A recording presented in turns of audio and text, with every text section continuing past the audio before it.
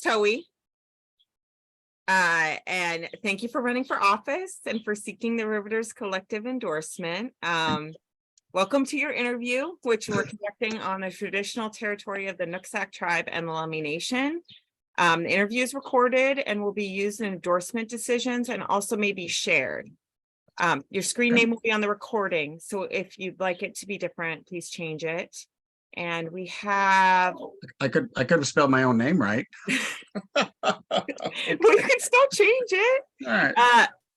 We have 5 questions, approximately 3 minutes each, and hopefully at the end there's time if you have anything that you need to know from us. Okay. To begin with, will you tell us how you'd like to be addressed? Mike is fine. He, him, that's fine. Okay, thank you. And then we're just going to quickly introduce the committee members that are here. This isn't all of us, but this is who could come tonight. So okay. Hi there, my name is Sophia Ray, she, her. I'm a student at Seaholm High School. Hi, Sophia. And I just wanted to confirm, I didn't hear the Zoom. Oh, it is recording. Never mind, we're good. Hi, Mike. My name is Lichi Leong. Lichi is my first name. I work at Northwest Health Law Advocates, and I'll hand things over to Arlene. Hi, Lichi. So Michael, he knows me a little bit. Hi, Arlene. From a long time ago, because that relationship began in the Leonard Streets Neighborhood Association. It did. I feel like we're both getting older. I know. It happens. Right. But I'm older than you. Maybe by a minute, you bet. Yeah, right in a minute. okay, so Sophia is going to do the questions today. Thank you. All right. Well, I'll start off here with our first one. What experience as a leader, administrator, executive, or elected official has prepared you to be the best candidate for this position? For me, I'd go back to, I'm going to start with, my service as in the Marine Corps. So, learning leadership as a young person through the Marine Corps is probably one of the most valuable things a young person can do, because the military's got a long, storied history of teaching leadership. After, and I was an NCO, and I was meritoriously promoted twice to that position when I left the Marine Corps. After that, I came to Bellingham, and I opened a small business. I've had several small businesses since I lived here. I spent 8 years in the Port Commission as an elected person, running campaigns countywide. I am currently a small business person, and I also had a successful election to become a PCO. So I think that I'm not sure if everybody's seen my resume, but when I look at who I want to see elected, I personally would like to see relevant experience, because jobs especially like a mayor, these are jobs where experience is important. And if you ask me to run for, say, governor, I don't think I would have the right or the relevant experience. But I think for a job like this one, my experience lines up much more precisely to the job and the job requirements, both in education, leadership, former elected service, and of course just the business understanding that I've got around our community, our county, and of course my Marine Corps experience with leadership there. So I think I line up better than pretty much everybody else in this contest. Thank you. Our second question is, unmet demand for mental health and substance use disorder services is a major contributor to the challenges facing this city. As mayor, what will you do to reduce the unmet need for mental health and substance use disorder services? I think the first thing that I would like to do, and I'd like to spend the first few weeks on the job nailing down all of the where we can start a conversation about finding funds. So it's not always easy to reallocate money around this, different departments, but I think that's the initial thing we need to do. I have what I believe are we need to look at our today problems, and some of what we do, and this is why I wasn't interested some years ago in pursuing further pursuing a seat in the legislature. we could do something today that becomes available in 2 years, excuse me, but the need is tomorrow. So if we have a need tomorrow, it could be actually an emergency need. So we have to find all of the sources of funding where we can draw from in order to get those needs identified. One of my frustrations, also one of the reasons I'm running for this seat, is that I see too many conversations where folks say, well, we don't quite have the funding for it. I think that, to me, a lot of that. I'm sorry. My iPad just started talking to me. Anyway, I think we needed to immediately look at our budgets, see where we can tighten those up for the immediate need, and then create a longer term plan after we meet some immediate needs. So my first goal would be to look closely at where we're spending money, and then see what we can do right away with reallocating funds across the entire city to meet some of those immediate needs, like the one you just mentioned. Thank you. Since the historic protests of 2020, there have been important conversations about criminal justice, including police accountability, race, sentencing, bail, and incarceration. As Bellingham's mayor, how will you advance equity in our justice system and reduce incarceration?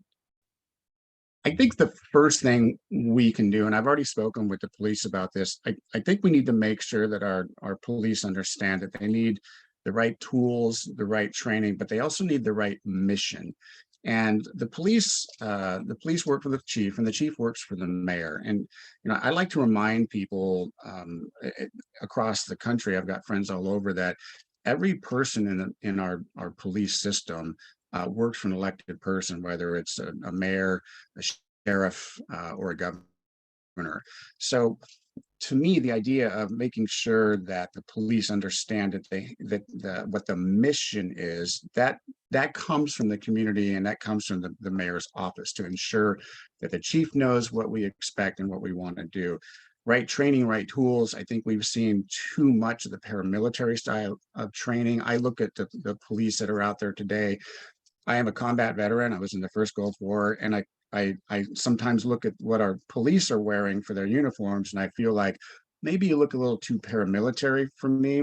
And when you look like a paramilitary force and you are then asked to go out and meet people on the street, it creates an instant barrier, both psychologically and maybe physically, between the people that are needing help and the people that are offering help. In this case, it would be the police. I'd like to see the police mission shifted so that we have them doing the right work, which is law enforcement, looking for those folks that have committed crimes and solving those crimes, and then bringing people on board that are looking at the situations where we don't necessarily need police and we don't necessarily need an EMS person, but we do need some kind of medical connection, so that we're not just making the first point of contact with a person, essentially at the end of the gun. Thank you. Do you support a local minimum wage that is higher than the state minimum wage? If so, how much higher?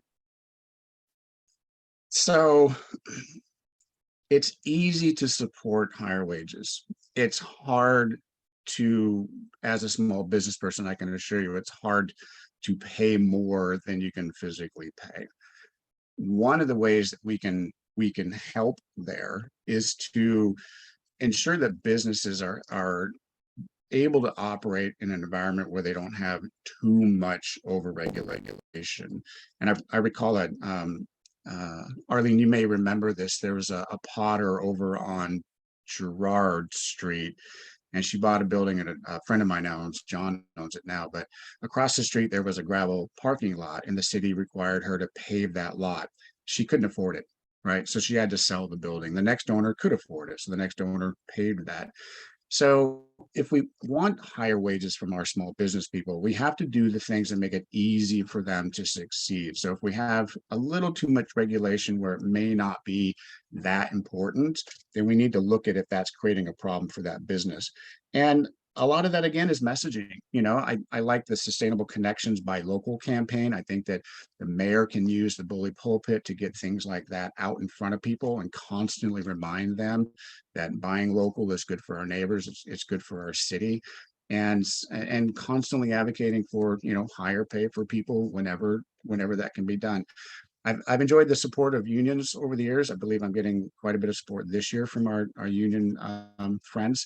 So, that's where my heart is. But I also understand it can be very, very difficult for small businesses to pay, much higher wages than I mean, we want them to, of course, right?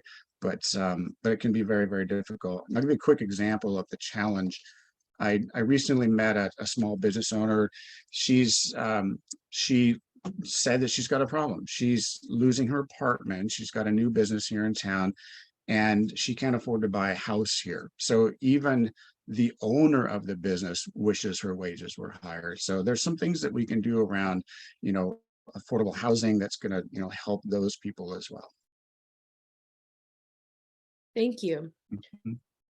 What is your preferred plan for the post-point wastewater treatment plan and, sorry, post-point wastewater treatment plant, and why?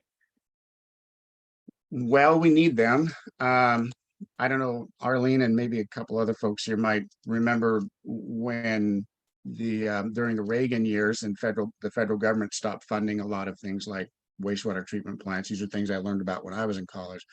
So we used to have really great infrastructure paid for by the federal government, but now, those costs fall on the individual citizens in the cities where they live, and sometimes with some state help, which is really fantastic.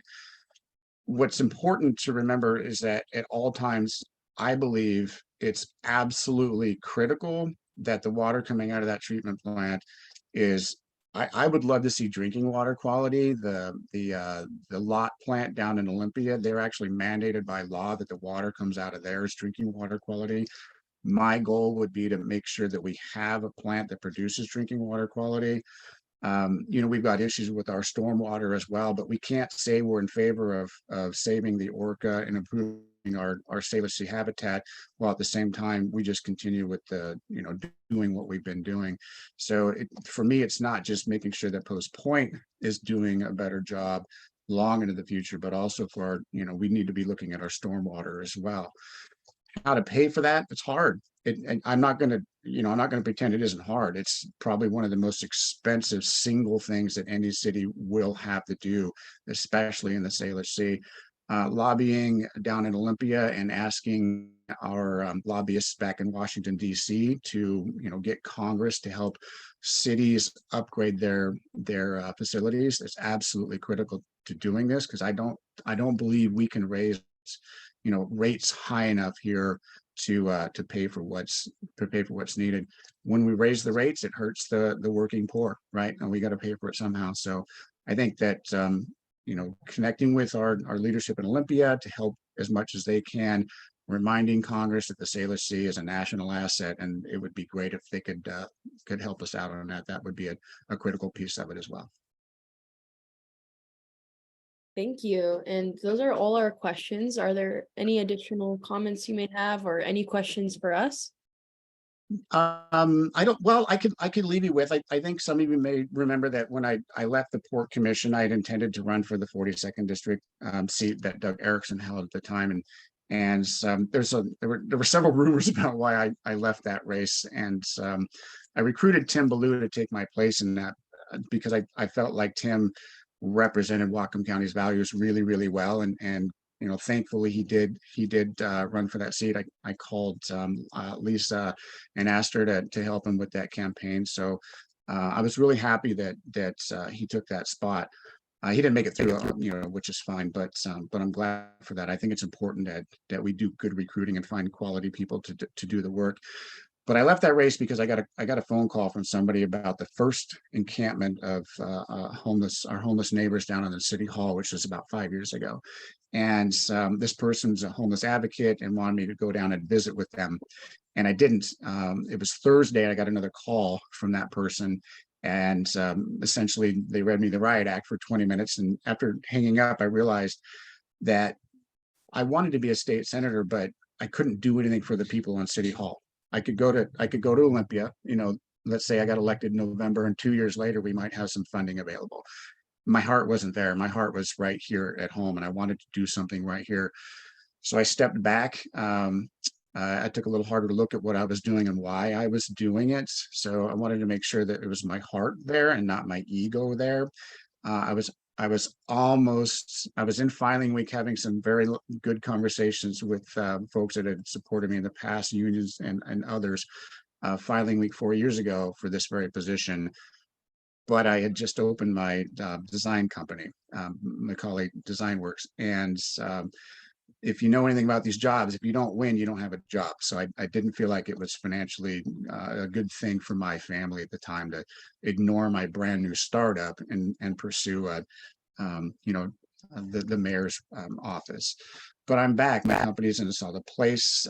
My family's in a comfortable place financially, so we can afford for me to step away from my work a little bit, try this campaign, get my ideas out there, promote what I think are the important things for our city. And again, going back to, I think, my opening remarks, I don't know that, in the 25 years I've lived here, that we've had someone running for this office with the kind of background that I have. And whether it's planning, urban issues, leadership skills, if you name it across the board, if you look at my resume, you see that they line up extremely well. And I think I can do a good job. People that know me well and have seen me operate as a port commissioner for those number of years, they support me wholeheartedly. So I believe this is something I can do, and it's something I can do well. Okay, thank you so much. And we're pretty much right on time, so that's amazing. Okay. Thank Well, you. I was watching the clock and I felt like, well, you give me a lot of extra time to keep talking, but okay, that's fine. No, you're good. Yes, and good luck. And thank you for seeking our endorsement. Thank you. I appreciate all of you, and I hope you'll think long and hard and give me the endorsement. So thank you. Thank you. Okay, take care. Bye.